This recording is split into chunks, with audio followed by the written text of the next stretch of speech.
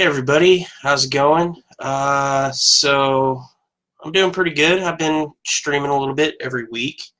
So this is episode 6 of Paranormal Talk, working title till I think of something better to call these. Um, but it's about as close as we're gonna get to a podcast till I get our podcast back up and going. It's kind of a chore, but y'all seem to be liking these, and I took a vote, and you guys said y'all like the hour version of this a little bit better. So I came up with a topic for this week. It's kind of a dual topic sort of thing. Uh, two questions we get asked a lot, like especially at the cons and stuff, is how do you get a paranormal group started, and how do you find cases? Hey Eric, how's it going, man? Uh, what the first question is, how do I get a paranormal group started? And the thing I've heard the most, or the with my experience so far with meeting other paranormal groups, is they kind of just get started by accident most of the time, or not by accident, but just like most people that end up starting paranormal research groups and ghost hunting groups, they really don't go into it with that intention. Most people just kind of get started because they'll have some kind of experience either at home or at work, and they end up finding some kind of activity that either happens once or twice or over a period of time that they end up wanting to investigate. And usually they'll either call somebody else in, or if they've seen a paranormal show or two, they'll actually start trying to do some stuff on their own. Usually it's the second one, because for whatever reason, I don't know why, but it seems like it seems like most people don't know how to like locate a paranormal team. Like I mean, yeah, it's like a simple Google search, but I guess, I mean, for good reason, a lot of people that would have paranormal activity wouldn't just trust somebody they found on Google to do it, just because there's so many scammers and stuff like that out there. But I tend to find that most people kind of get started because something kind of happened to them, and they want answers, and then just kind of through research, they end up finding like paranormal research videos online and stuff like that, and then they just kind of get started on their own, usually like with a recorder, a camera, stuff like that, and sometimes that's the paranormal event that gets them started. But once they kind of investigate that activity themselves and kind of get proof for themselves, or evidence for themselves, they decide that they kind of like it, and they kind of investigate it a little bit more on their own. Hey Matt, how's it going, man?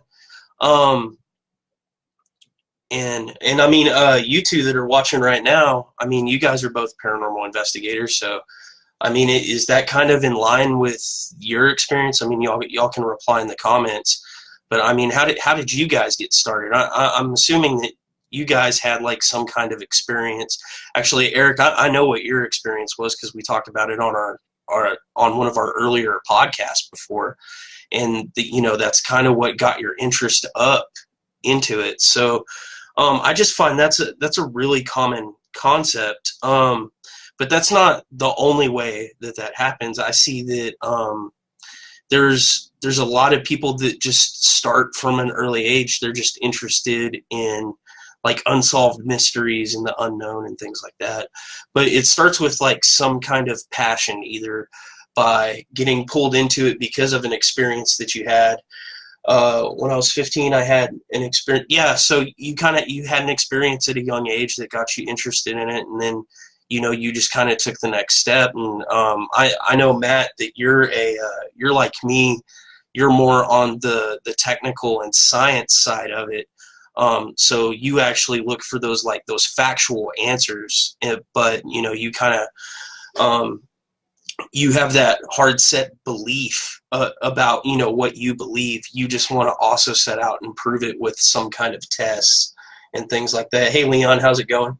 I had an experience, yes, but you also have a lot of media from the reality TV shows. So like TV has kind of brought a lot of that into the mainstream and just got people interested in it. in general. While like I've talked to a lot of other groups like at cons and online and things like that, it seems like most of the people like my age or like actually in an age group a little bit older than me, they all had kind of experiences. And then I'm seeing like a lot of the younger guys, you know, they got interested in it because of the media, or now that things are getting more media attention, now that you can get videos online and stuff like that, that's kind of what gets them drawn in. But they usually get to, oh, it's good to see you, man. I'm glad you tuned in. I was actually, Leon, we were just asking, you know, like what kind of got everybody into paranormal investigating. Like I was saying, like my age group and a little bit older, a lot of us, something kind of happened to us to kind of bring us into it, and then our interest grew from there. But I think the media plays a big role in like a lot of this younger generation getting into it, and especially like online, because it's so much easier to get your YouTube videos out there. Like I'm live streaming right now, people talking about it, so you're just bombarded left and right. So I think we're going to see that it's less common that you have to have an experience of your own to really get interested in it enough to start investigating it on your own, and people will just be wanting that experience from seeing other people have it. And so the motivation kind of changes slightly. But what I see is people get out there and they get one or two of those investigations under their belt, and I think those first two sort of, and you can't even really call them investigations because none of us know. There's no experts in the field, so none of us know what we're doing when we first get out there. We're usually just copying like the Zach Bagginses of the world, or the, you know, Taps or Ghost Adventures, or, you know, whatever we read in some paranormal magazine or saw on a website. We don't know what we're doing, so we go out and we try these things, and it seems like those first 2 or 3 experiences doing that really make or break whether or not you're going to keep doing it. Because you know, like we have a lot of clients that, like, they call us out, they want us to do the investigation, but they want to participate with us, and then they get bored because they realize, you know, it's just us talking to recorders and using equipment and stuff like that. And a lot of times, I mean, there's a lot of investigations, absolutely nothing will happen. And so they kind of get bored with it, and they lose interest really quickly, because it's not something that happens 100% of the time. So I feel like those first 2 investigations didn't have an experience. I was introduced to Unsolved Mysteries with Robert. I love Unsolved Mysteries. I used to watch that when I was a kid, like with my family. We'd order pizza, and that's what we would watch like Friday night. I love all of that, and all the unknown shows and Unsolved and things like that. And it actually wasn't till later, when I got older, that I got into like ghost hunting shows at all, which after I started like actually investigating for myself, you know, I realized a lot of those shows, like, while entertaining, like I like watching them scream and all that, just like everybody else, they're entertaining, but they're not realistic at all. I quickly learned that reality TV was not reality. But yeah, typically your first investigations always end up being somewhere where you had an experience, or somewhere nearby where you think you had an experience, where friends of yours had an experience. So you'll end up investigating a friend's house, investigating your own house, or a place of work, wherever the things are happening. And then if you get past that point in it, you kind of get a taste for it, and you're like, okay, I want to research this.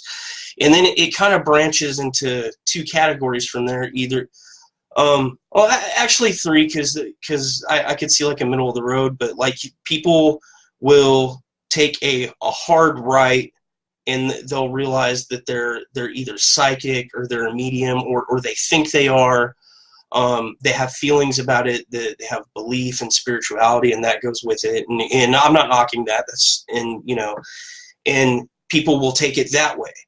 And then there's people like me that'll take a hard left, where their beliefs set aside or whatever. You're looking for that hard physical evidence, where we use a lot of science. We use tools, measurements. We look at things in the environment, and they go that hard science route, which I'm really seeing that not a lot of people actually take that route, because I think it takes a lot of that mystical allure out of it. And, you know, to be honest, you know, it can be disappointing sometimes, because, I mean, like, I'll have an experience, but I can't document it scientifically, you know. So I think a lot of times, like, when I talk about those events and things like that, people are disappointed because they think I'm saying, well, because I don't have scientific evidence that that experience wasn't valid. And that's not what I'm saying. But, you know, my goal is to actually scientifically document a lot of things that are going on, or just find the hard facts to kind of back it up. And then I guess that third route would be kind of middle of the road, which I'd like to think I'm more middle of the road than just that hard left. But I've been told I'm that really hard left. So, I mean, objectively, I kind of have to accept that. But people will take those three routes, and they'll do their friends' houses. They'll do their own. I try to debunk or prove something not paranormal first. Well, and that's kind of how I work too. Like I said, we're kind of on the same wavelength. It's, you know, it's so much easier to prove something's not paranormal, because the list of things that, like, whenever evidence appears or things like that pop up, there's 1,000 things it could be before it's a ghost or before it's a paranormal activity. And that it's just it's a big list, and you want to cross as many things off of that list, because what you're doing is you're in this will come full circle, is you're working on your credibility. Because if you immediately jump to the conclusion that something's paranormal, and then you go back and it can be proven that it absolutely wasn't paranormal, then you're that person that automatically jumps to the conclusion that something's paranormal, and it'll damage your credibility at a certain point in time. And I mean, look at any ghost show. I mean, yeah, those guys are famous. They have their own show and things like that. But when you actually talk to, like, you get down into it and you talk to a lot of people that actually do paranormal investigation, whichever one of those three roads they took, most of them will tell you that those TV shows, the people in them aren't credible. That, like, and maybe not because they know them or they know they faked something, but they know it's a TV show. They know it's for ratings, and it doesn't add up. So that credibility, and like I said, I'm going to come full circle to it. That's going to lead into, you know, how you get more investigations or how you get called back and things like that. So yeah, the first place people go is people they know, but then they get a taste for it. And where the question comes in is, like, how do you get investigations? Because people run out, and if they're new to the field, and they're not expert, like I said, there's no experts, but, you know, they're not known, they don't have like a set credibility, they quickly find out that finding investigations can be tough, especially if nobody knows who you are yet. If you don't have a body of work for someone to look at and say, okay, this is somebody that's actually doing credible research, you kind of get shoehorned into really having to look and dig for investigations. And anybody that's been in the field a long time knows that. And we've all been there. Like, we've all had to go scout locations on our own, like nobody calling, you know, like and I hate to go back to it, but like the Zach Baggins of the world, you know, they have an entire production team behind them. People call them out. Like, they don't look for investigations. People call them, and then they go in and they run a show. And that's mostly people wanting to be on TV or wanting to promote their business or their place on the Travel Channel. You know, independent researchers like me or like you guys, we don't have that kind of backing. So, you know, nobody's really just blowing up our hotline saying, hey, can you come out and check this out, except for people that need help. But then it goes back to, you need to be a credible investigator to get those kind of calls. So the next place people usually end up at after that is they usually do like some Google searches, and it's really easy to find like ghost tours online. And there's a lot to be said about that. Almost in the more popular that the paranormal investigation craze and these shows are getting, the easier it is to find these like haunted tours or flashlight tours or ghost tours, whatever you want to call them, ghost walks. I remember the very first one that I went on was in Jefferson, Texas. And I'd never even heard of them before. This was way before I was investigating, and it was just a really detailed historical tour of the city, and it was at night, and they talked about all the haunted locations, and it was really great, and it helped build that interest in the paranormal. Of course, at that time, this was way before my experience that got me into it, so I was like, okay, it's just a fun little tour, and of course, nothing happened on the tour. But I was mature enough not to expect it. I think a lot of people go on those tours and they always expect something to happen. And that's what ends up happening with a lot of new investigators is they go on the tours, the guided tours, expecting to get evidence. And the thing is first off, paranormal activity, if it was regular and could be predicted, it would be a proven thing by now. It wouldn't be like pseudoscience, unsolved mystery sort of thing. So they go on these tours and nothing happens, and they're like, well, how do you make the ghost count? And I've helped out on some of these tours, and they're always like, well, make something happen. And we're like, it doesn't work that way. So sometimes they get a little disappointed with that. Hopefully, in the really good ones understand it is what it is, and they do it for the history and the networking and things like that. But when they get kind of frustrated with that, that's where I see a lot of people screw up, because as they get bored with that, the next spot is usually cemeteries and abandoned buildings. And actually, Matt, I see you saying that I mainly do investigations at abandoned land, buildings, caves, mines, etc. Which those are great places to do investigations. The problem is, and I'm not saying you do this, Matt, because I know you've been investigating for a while, maybe a little bit longer than me, actually. But a lot of these newcomers, they don't get the proper permission to do it first, which is a big problem, and it makes it harder for legitimate investigators to get investigations to those locations. I know here in Texas, it is absolutely 100% not legal to be in a cemetery after sundown without permission from the owner. And then, of course, if you're just going into abandoned buildings without asking whoever, just because it's abandoned doesn't mean somebody doesn't own it, and going in there is trespassing. And so the problem with that is twofold. First off, I don't condone breaking the law for doing ghost hunts or whatever. But I'm not going to say we've never done it. Back in the early days, we were hanging out in cemeteries on the weekends, and luckily, we never got slapped with trespassing for it. But we didn't really know any better. We didn't know how to do it. There was nobody like I'm doing now to kind of explain what the process is and things like that. So we did a little bit of that in the beginning before we got wise to the proper way to do things. The second thing is it actually contaminates your investigation quite a bit, especially if you're like what I call a feeling investigator. Whereas I don't trust my feelings on an investigation. It's all about the reading. Like, I may get weird feelings, things like that, but I don't consider that evidence at all. And the main reason is because I had that experience of trespassing in places that I shouldn't have been trespassing in. And what that does is that fear of getting caught, it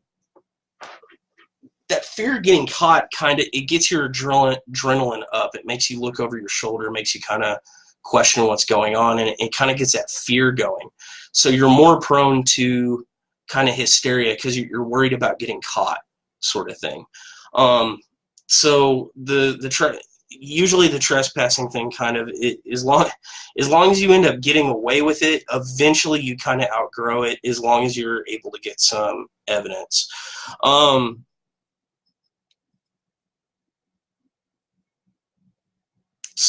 But people do the trespassing thing for a little while, and most people don't really get caught or whatever, but at some point they get wise to the fact that they can't do that forever, and that's when I get the questions like, well, how do you get legitimate investigations? Because we haven't trespassed anywhere in 4 or 5 years, something. Everything we do is with permission or we've been called out.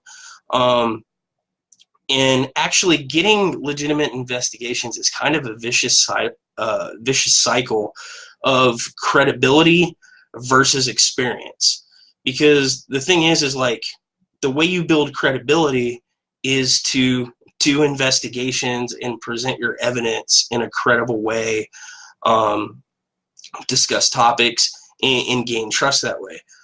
But you can't get investigations if you don't have any credibility, because nobody's going to call you out. So you get stuck in this vicious cycle of, how do you do it? Well, all right, so for like the advice part, you have to build credibility first. There's really no way around it. But how do you do that without sneaking into places, trespassing, doing things without permission? Well, first off, start by, like I talked about, the very first locations I talked about, where you investigate, where your first experiences were, your friends' houses, things like that. You may not find anything.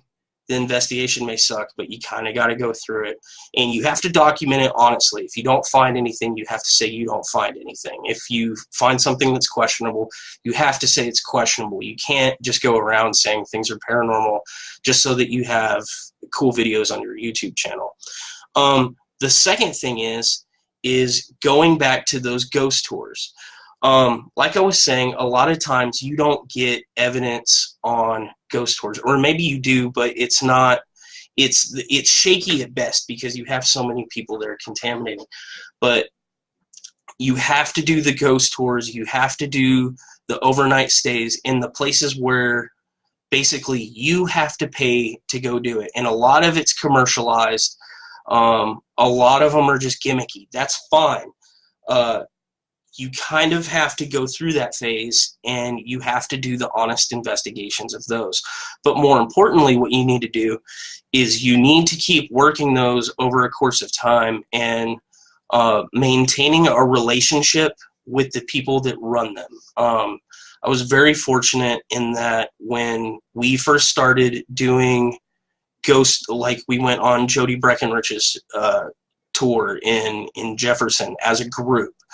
And we worked with her, we talked with her, we asked her lots of questions, we networked with her. Brandy Herr in Granbury, she runs the tour down there, and we talked with her, we networked with her, we got to know her, we started doing the expo that she runs down there. I've done a lot of the Fort Worth tours. We've done some up in Carrollton. We've done some stuff up in Louisville. Tyler, I mean, everywhere we go, we always try to check out the places where they're actually doing it kind of as an attraction. And we get to know those people, and then we'll do an honest investigation of it. We'll say, well, okay, we found this stuff, but it's a little bit shaky because of contamination, things like that. But we do it honestly, and we kind of help promote it or whatever. And over that course of time, you kind of develop a little bit of credibility as far as what you're doing. That there is the single most important thing you can do to open a door to other haunted locations that are off the tour. Because the people that run those tours, the people that run the local history museums and the things like that, through that networking, after they get to know you a little bit better and they know they can trust you and they know you're not trespassing and you're not doing all these other things to bring it to a negative light, they will absolutely know the people that own, like, the businesses that own the abandoned buildings, the hot spots around town, and they can give you that info and help you network out so that you can get into those places. Cemeteries are also a really good place to go. So it's legal to go in there during the day and do that. If there's nobody around and it's like one of those like secluded, like people aren't visiting, like a historical cemetery where people aren't visiting all day, go ahead and just go do those during the day. You don't have to do investigations at night. Now, if it's like a public cemetery where people might be there grieving or visiting loved ones, that would be extremely rude. I would not suggest doing that. However, if it's a family cemetery, usually the family owns it, and you can contact the family and talk to them about it. They're usually okay with it, as long as you're not a jerk and you're not bugging them and being pushy and stuff like that. The public cemeteries, you can go in there at night.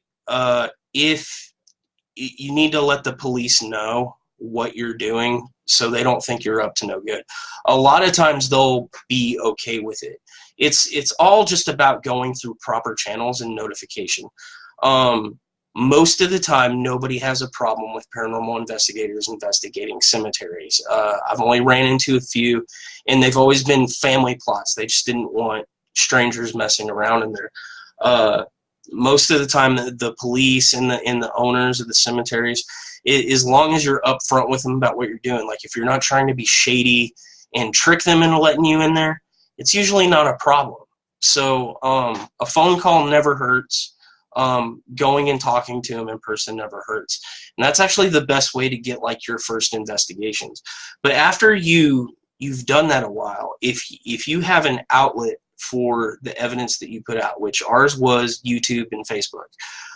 When we first started and we were doing what we were doing, we weren't trying to market ourselves. We weren't, we were trying to get our stuff out there, but we weren't trying to like advertise as a business or anything like that. We didn't even think of it that way. What we were doing is we were just posting our body of evidence that we found, and we were being honest about it.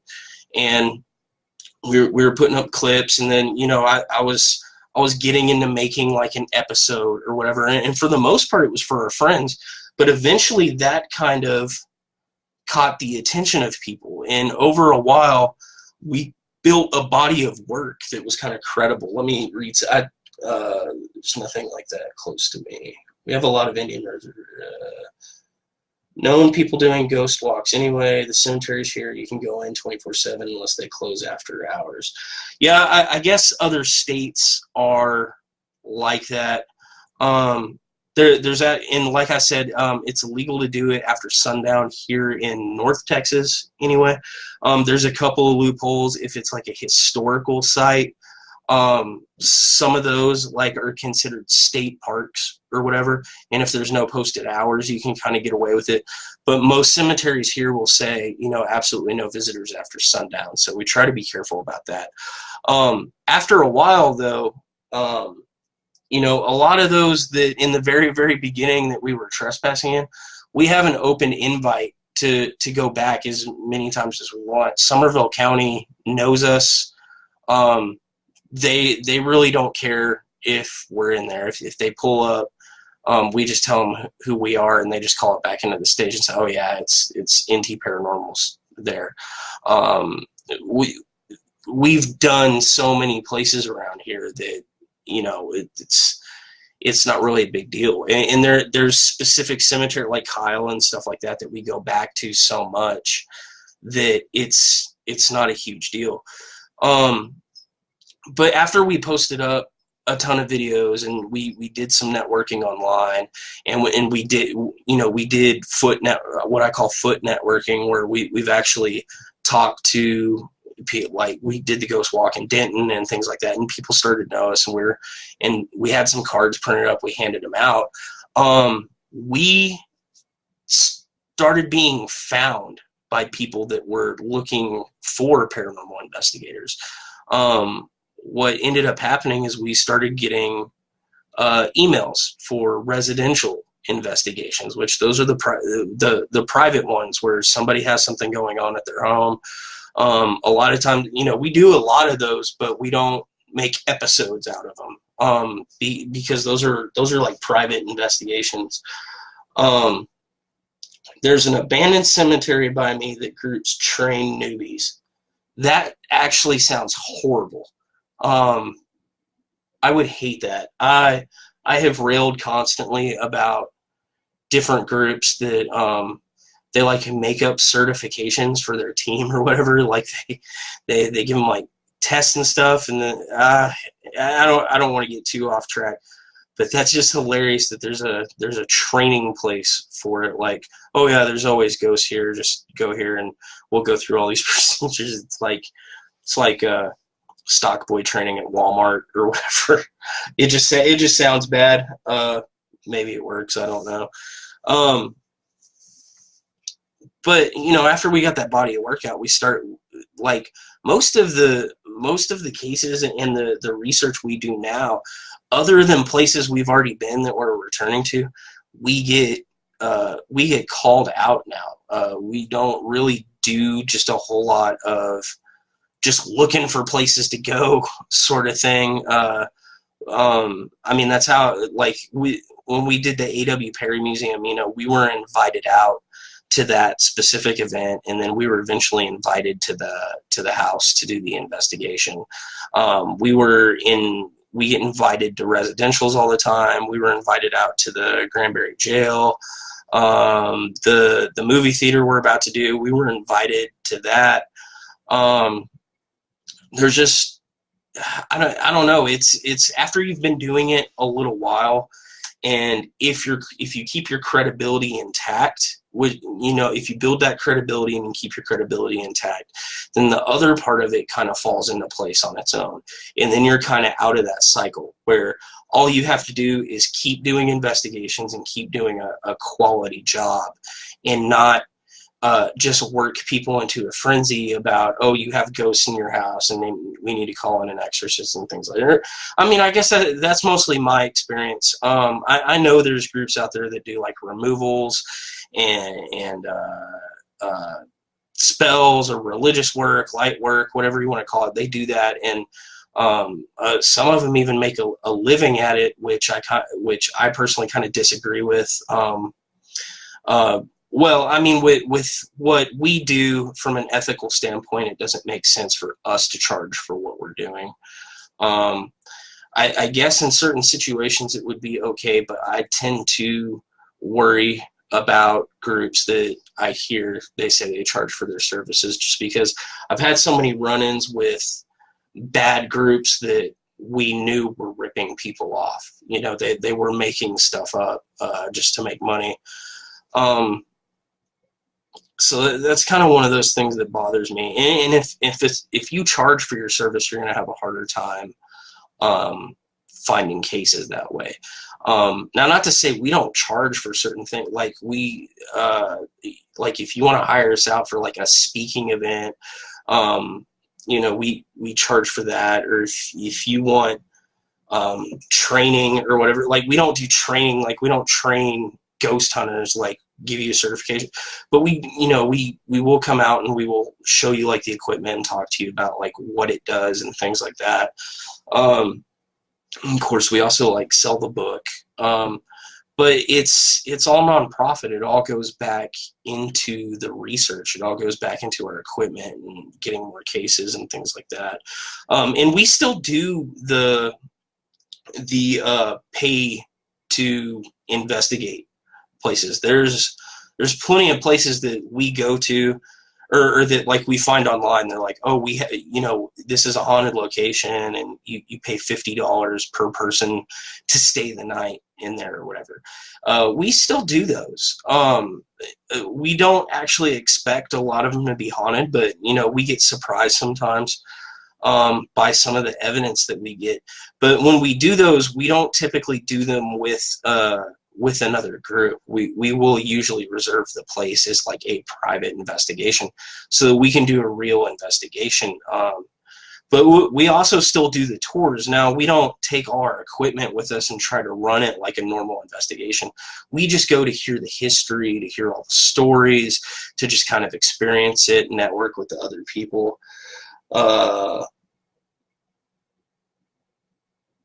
I have done so many residential and theaters and business. That's why I do abandoned places. I have a 9-10 kooky resident owner. Yeah, I mean, we get those too. We actually just changed our our online number that like you can call. Like we stopped taking phone calls because I have this one person that no matter how many times I change her number, she'll keep calling us, and she thinks she has a government chip in her head that aliens have hacked into. Which I can't prove that wrong or whatever, but that's so far out of our realm of research that, you know, I don't even know what to do with it. And like, I've told the lady, please stop calling. And so we only do emails now. I've actually taken the number off our website for now. It can be fun. It can be a little bit frustrating. And, you know, we get called out to a lot of, like, attention-seeking cases, too. And I know some people kind of poo-poo on that. You know, they'll be like, oh, I don't think anybody seeks attention or this, that, and the other. And the thing is we get called out all the time. And it's not about whether or not we find evidence or not, but we'll stay there all night, and we can kind of tell that the person just kind of, like, needs attention, or just doesn't have anybody to talk to, or, you know, is kind of a little off. And I mean, we're not rude about it. We don't blow smoke up their butt about it, but we also don't completely discredit their experience, you know, because one of the things that is on our site is, you know, we're peer counselors. And so these are just people reaching out. And so we do the best we can to kind of try to navigate that and balance it with what we want to do, which is paranormal research. But like I said, we still do the pay places too. We're gearing up to do the Crazy Water Hotel, which the only way you can get in there is to basically pay to get in there. We want to do Miss Molly's, but that's like a $500 bill. But it's a popular place for investigators, and I think it's a little bit wrong for them to pocket money off of that. But I also think it's right, because if they didn't, just everybody would be in there all the time doing investigations. So it's a little bit of a cycle. The other great way to find cases, and probably the best way, is look in your area at, like, paranormal conventions and expos. Before we were paranormal investigators, we didn't know that was a thing. We didn't know it was a thing until we got invited to one, which was specifically the Granbury one. Sarah lived in Granbury over half her life and didn't even know that there was a paranormal expo out there. After, you know, we got invited to one, then we heard about another, and then we went to that, and blah, blah, blah, blah. But we talked, you know, so many people walk through there, and those people are primed. Like, these are people that are interested in the paranormal, and so all those people know places to go. They know the people to contact, or they live somewhere where they're having a paranormal experience, and they ended up at the convention because they were looking for, you know, paranormal investigators. So that is a great resource to tap if you have them. I see. I wish Arizona had them. Tombstone, Arizona does. I don't know how. I think you live in Phoenix last time I checked. And I'm not huge on Arizona geography, so I don't know how far that is from you. But Tombstone, Arizona has actually got a great ghost tour. You can also, you know, you can stay overnight, like at the OK Corral, and they'll let you do investigations there. I don't know what they charge for it, but I know they run an annual convention every year there. And I think there is also one in Santa Fe, if I'm not mistaken, which is less of a drive than driving out here to North Texas, where we're at, to do some of the ones that we do. But I feel like, yeah, I mean, like, I know Denver, Colorado's got a really good one. Especially over by, you know, like Stanley Hotel and all that good stuff. Gettysburg's another one that comes to mind. They're all over the place, and I know there's expos, and then a lot of times there's like at the like comic book conventions and sci-fi conventions, there's usually a paranormal track. Like the big one here is well, not here. It's actually in Atlanta. It's Dragon Con, which is the big, huge nerd convention. And when we went, not last year, but the year before last, we went and checked out everything on the paranormal track. And surprisingly, like, they knew who we were too, which was really kind of cool. Like, some of the groups actually had looked at some of our research, and it was really surprising. But yeah, they had this total, just like paranormal, which had people talking about Bigfoot, aliens, you had spiritualists, you had scientific investigators kind of like us, and it was pretty cool. Hey, Catherine, how you doing?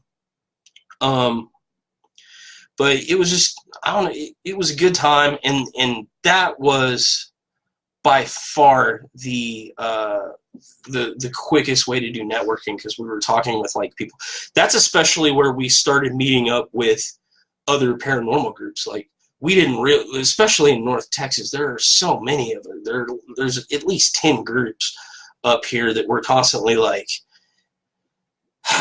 we don't compete with anybody, but they kind of compete with each other. And if you've done this for any length of time, you know what I'm talking about. You know, everybody's kind of got their haunts and their hangouts. But yeah, it's, but we try to make friends with those people, and that helped us out a lot, because instead of trying to be territorial or whatever, we were sharing information, which was really good. But yeah, most of the time now we get asked. And so if you can pay your dues and sink all your money into, you know, and talk to the right people, you can build your credibility first, and then eventually you'll be asked to do investigations, and it's kind of downhill from there. But that's my best advice for finding investigations, is actually just search the internet for places local to you that have ghost tours, flashlight tours, overnights, where you can actually pay for it. And yeah, they're kooky. Some of them are kooky, and they're made to be that way. They're supposed to be entertaining. Go ahead and do them anyway. Take it with a grain of salt. Get to know the people that run it. Eventually, they'll let you do a private one on your own, where you don't have the rest of the tour group there, or maybe they'll let you stay later than everybody else. When we were in Jefferson one time, Jody let us help run the tour with her. You know, we took all our equipment, and we got to go into buildings that normally she wouldn't take tour groups into, and we kind of did that. It was a lot of fun.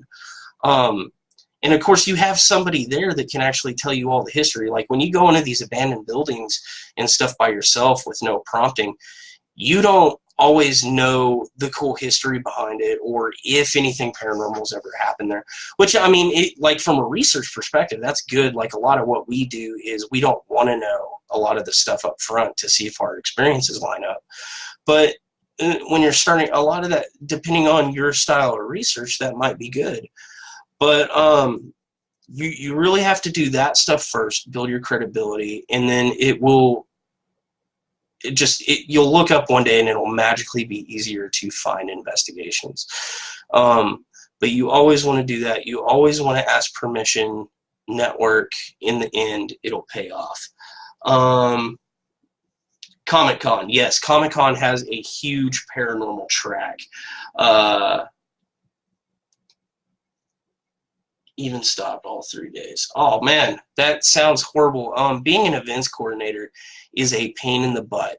And the main thing I see that really plagues all the paranormal conventions, all the like local Comic-Cons and stuff like that, is promotions. A lot of the event coordinators are really horrible at promoting, and that's not a dig, but it's that's my main frustration, especially when, like, we do an event or whatever. There's 2 events that we do that are promoted really, really well, and they always have a really good turnout. And then there's a few events we do where it seems like the turnout's only like 20 people or 30 people, and we still think it's worth it because we like talking with just the 20 or 30 people, and it's a more intimate setting. We can talk with like each individual person, gauge them, and give them a more personal experience. But, you know, you always want to do like the big events or whatever. And it all comes down to promotions. And I think a lot of these promoters, you know, they'll just post a link up on Facebook, or they'll just post stuff up at the last minute because it's kind of disorganized. But the really good events, the ones that stay big, are the ones where they get the signups done in March. You know, March is the cutoff date for like signing up or whatever, and they'll promote the thing all the way through to October or whenever it is. You know, there's just this big buildup, and they're doing it on Twitter, they're doing it on Facebook, they're getting stuff printed up in the local paper. They'll get something on the local news or whatever. And like, there's a few events where it feels like we're actually doing a big part of the promotion ourselves, because we always post up an event for us, and we're talking about, hey, come check us out at Gen Con, or come check us out at, like, Arlington is one of the ones that's like really iffy on promotions. It's a great convention. It's really good. But all the information goes out at the last minute. If you go to the Arlington website, they don't have a list of vendors up yet. They don't have a list of the events and speakers, which, you know, we're one of the main speakers there. We're also the only paranormal group. Like, they don't have we're trying to start a paranormal track there. But we're the only paranormal group that presents there. And we're the only paranormal group with a table, and we're trying to get other paranormal groups to go there. But it's marketed as a comic book, anime, cosplay convention at the UTA campus. But they don't even promote that really well. So it's gotten bigger over the years, but it's from word of mouth, not from their promotions department. That's like one of the things I think that the cons could do a lot better. Dragon Con is huge. Dragon Con's in Atlanta every year, and it spans over like 6 hotels, or I think it was 4, and I think they said they're expanding it to 6 this year, because there's so much, and they have like the big name people. Like when we went, it was like Alex Kingston was there. We went and saw her from Doctor Who. They had like people from Guardians of the Galaxy were there. I mean, it was gigantic. It was like San Diego Comic-Con, like huge. It was big, but it was also geared towards like gaming and anime and all that. And it had its own huge paranormal track. The local things like what you're talking about, yeah, it can be disheartening when nobody shows up to it, but I suspect it has a lot to do with promotions. Also has a lot to do with the people in the area. Like, if you're not in a metropolitan area where you got that big blend of interests in things going on, where you have a good blend of people that like different things like that, or like a demographic to hit, that's where you're going to run into problems. You know, if you had been running your con like more toward, I don't know, Phoenix is pretty metropolitan. I'm actually really surprised you didn't get a good turnout on a comic book convention. But I don't know. I wasn't there, but my first guess would be it. You know, it kind of had to do with promotions a little bit. But if you can find a good one to go to, that's the best place to network. And actually, the best place to network for if you're like trying to host a convention, or you're trying to be an events coordinator, is to network at other events that are bigger. Let people know about it there. So that's kind of my thoughts on, you know, finding investigations. Forming a group, that could be its own topic together, but you know, I feel like when people, you know, after they get into it and they kind of do their first investigations and things like that, they typically fall into a group for a couple of reasons. They show their friends what they're into, and some of their friends also like it. So typically your first group is always like your buddies helping you out.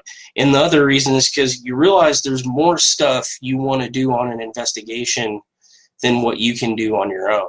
And I feel like a lot of people do these investigations with their friends, and they'll either expand out and actually form some kind of group, or eventually hook up with another paranormal team that's got like some kind of, not expert in the paranormal field, but they have some kind of expertise, like I'm an engineer, or they might have some kind of background that maybe one of your friends ends up being a videographer or whatever, so they're more apt to do the camera.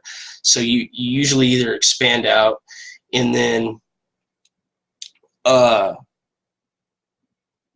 you expand out and you actually end up making a group. And then I feel like a lot of people throttle it back. They realize, oh, I didn't really need to do all those other like experiments. I really don't need all this equipment. What I really like doing is just taking a recorder and a camera with me and just doing everything myself, which is also good too. I like doing that too. Like some of my favorite investigations are actually just like when me or Sarah, or just me and Allie, go scope a place out, and we're just doing stuff by ourselves. We don't have the big to do. We don't bring out 8 static cameras, and we don't we don't do land surveys and things like that. We just go out there with a recorder and see what we can capture. Of course, that evidence is shaky, but those are fun. And then other investigations, we take our whole team out there, and of course everybody's got their jobs. It wasn't promoted as paranormal at all. What about setting up a table at haunted houses? Wasn't promoted as paranormal. Yeah, like you said, it was a Comic-Con. Wasn't promoted as paranormal at all.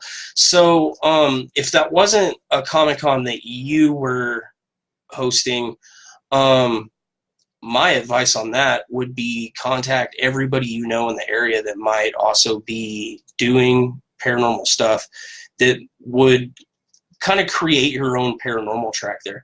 But then you're going to have to take the promotion into your own hands. Like you're going to have to put up Facebook events, tweet it out, maybe make flyers, stuff like that. And while it kind of sucks because you're basically doing free marketing for somebody else's event, which is something they should be doing, you're going to kind of have to do it if you want that crowd. I mean, one of the things I don't like about and I'm not bagging on Arlington. It's definitely a good comic book convention, but what I don't like about it is nobody is there to see anything paranormal. So like most of the people that see us or come listen to a speaker, kind of the people that just wandered through and happen to have an overlapping interest, or they are people that we marketed to that specifically went to that convention just to see us. Like we got a lot of that last year at Arlington. Like people came straight to our table. They're like, yeah, I saw your event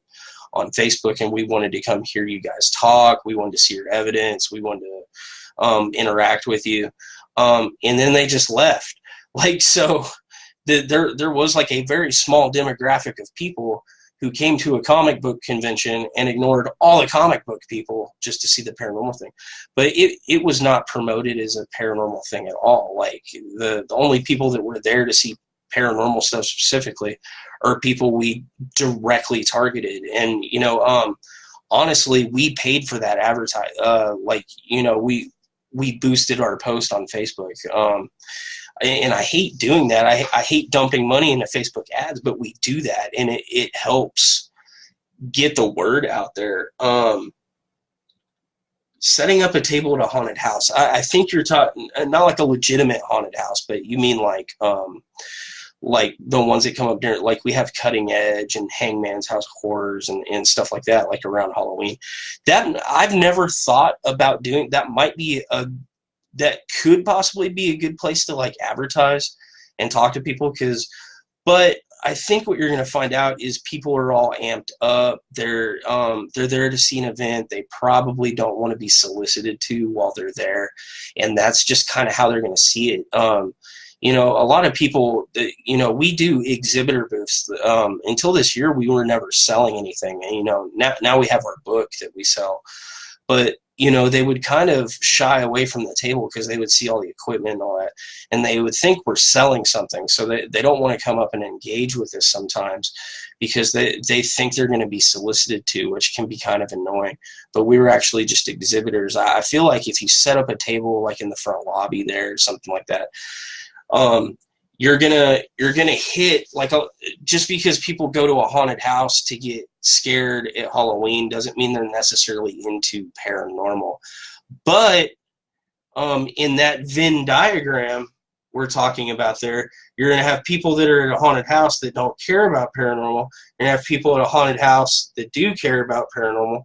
And I think what you're going to find out is all people that care about paranormal like going to haunted houses. So I think you get a few hits out of it, but if they're charging you for space, it might not be worth it. It might just be worth putting up some flyers and standing outside and talking to some people or things like that. Maybe do some network. That would be it might be a decent place to network. I don't think it'd be the best place to network.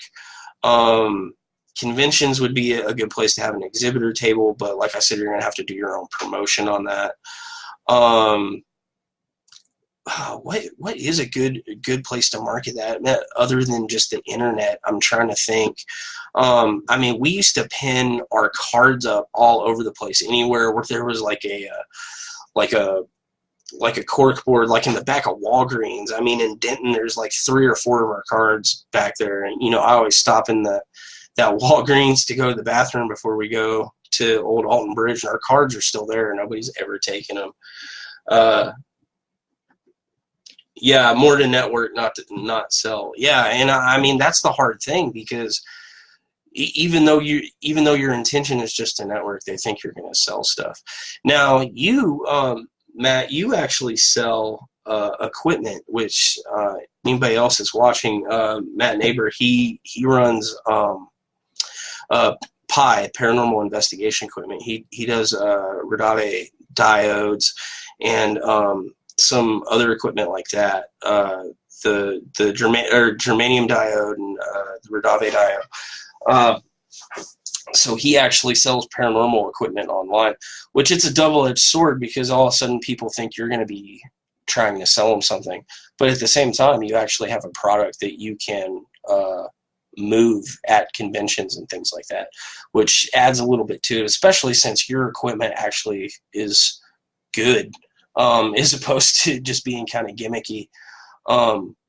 So yeah, I think it's going to be more of a promotion side from you with the networking, would be my advice for finding more investigations. But I haven't seen you complain about trying to find investigations that much. And of course, I haven't had problems doing it in a few years. So, but that was pretty much what this live stream was about. Is we get questions a lot. Is how do you find investigations? Well, it's actually simple. It's a combination of Google haunted places that have tours, and if you do it long enough, and you're patient and you're honest and you build enough credibility, eventually those investigations are going to come to you. So my best advice is do your best to get out there and network, talk to the people in the community, get on the online for the paranormal boards and stuff like that. Do amateur work. Just do stuff on your own. Take pictures. Go places that are supposed to be haunted. Take video. Do recordings, things like that. Post it up in those boards. Post it up on your wall, things like that. And don't immediately get defensive from the criticism. Yes, there's a lot of people that are going to look at your evidence and things like that, and they're just going to rip you to shreds. That's kind of the gig, because the thing is there's not a perfect way to do a lot of this stuff yet, and you have to take a lot of that with a grain of salt. And there's a lot of people that are going to give you some really good advice. They're going to give you constructive criticism. Try to take all that criticism, whether it's constructive or not, and make it constructive. Improve from it.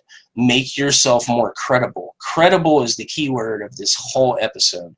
Is you need to make yourself credible.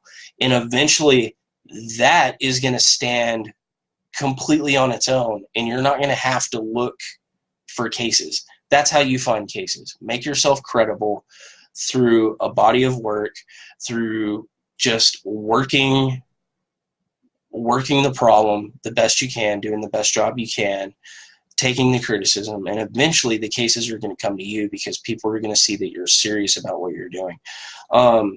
If you're not if you're just a weekend ghost hunter, if you're just somebody that's doing it just for fun, you're not serious about it, you're not going to find cases. You're just going to find places to do tours. You're just going to find the entertainment value aspect of it. And if that's what you want to do, that's great. But the cases aren't going to come to you. You're not going to find a case. You're not going to be a paranormal investigator. So you've got to hone your skills on the public stuff first, and then the rest of it will fall into place. You'll either end up with a group, or you'll end up as an individual, and eventually all that stuff will just kind of fall together. All right, well, that's all I got for tonight. So hope you all enjoyed it. If you guys got any questions, be sure to comment below. Check us if you want to check out some of our cases over the years. You can see all those on our YouTube channel. Got a lot of them posted on the same Facebook channel. All that can be found at www.ntparanormal.com. Of course, you can also email us at ntparanormal@gmail.com. And then, of course, if you like us at all and you want to read about some of our better cases, of course, we have the After Dark Paranormal Investigations book that we wrote. It goes over all our cases. That can be found on Amazon. Of course, you can find all that through our website, www.ntparanormal.com. So everybody have a good night and stay vigilant and build your credibility. And I'll talk to you guys again next week about a new topic. All right.